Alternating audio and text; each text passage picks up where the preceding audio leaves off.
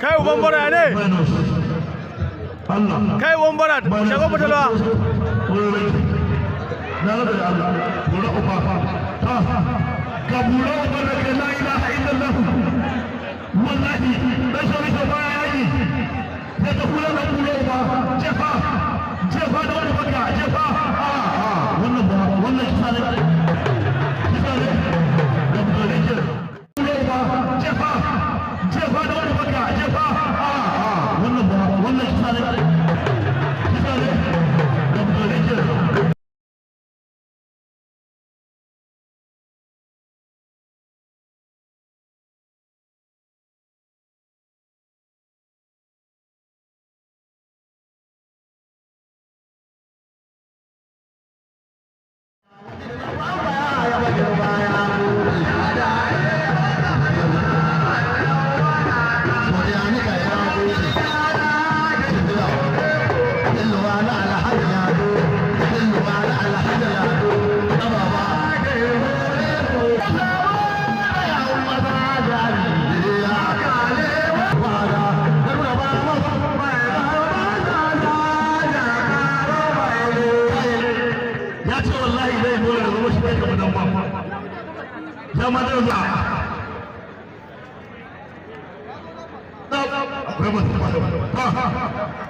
Waziri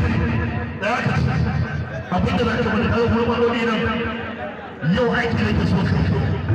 ɗaya bayan da ka ɗaya ka ɗauko sakarar ka so da Allah wace sabon layi da bai gane kan layi amma a ce maka a nan gidan diba a za ta faɗa hannu na gaba don take da wani gaba da ɗara mace in gaba ka ɗaya da musulci ba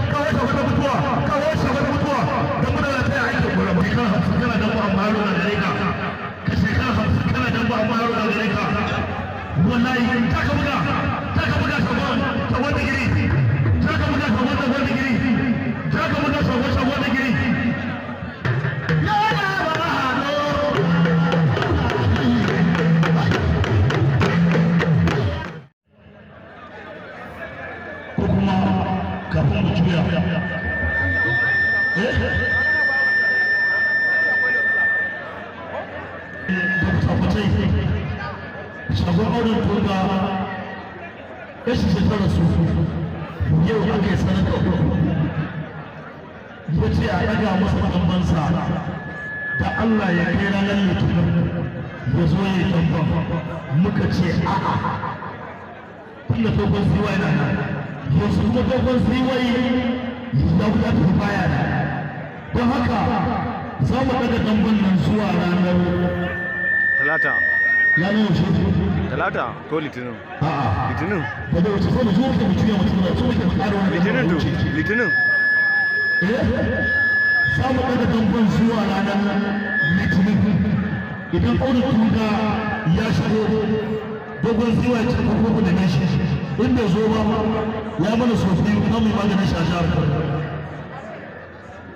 muna kira dogon muna kira sabai ne wasu yana sabon babu musa ya gaya mana fasgo ya isuwa ya abu da mutane za mu daga hannu daga hannu wannan muci sai da gina muna neman ebola da gina la ilaha illallah zai fashe da kuka zai ɗauki zare la ilaha لا إله إلا الله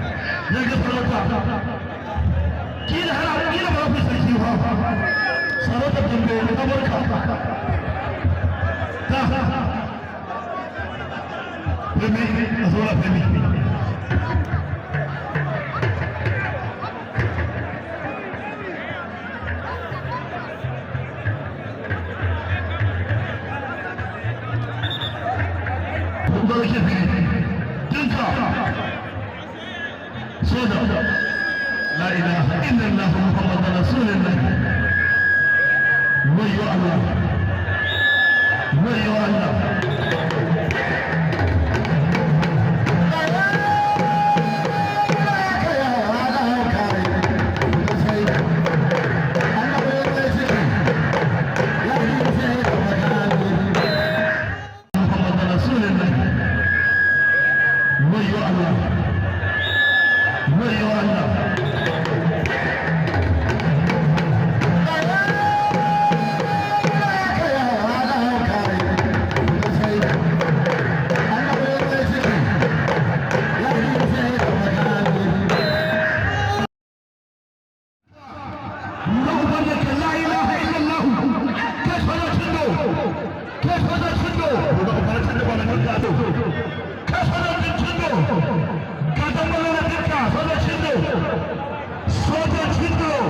La ilaha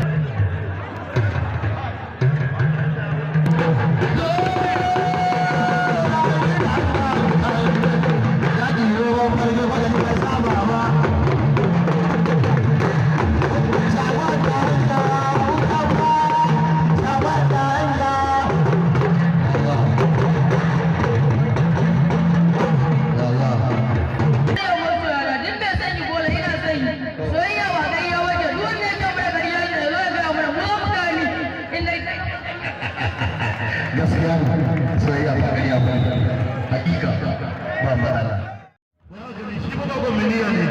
wancan din ne kaga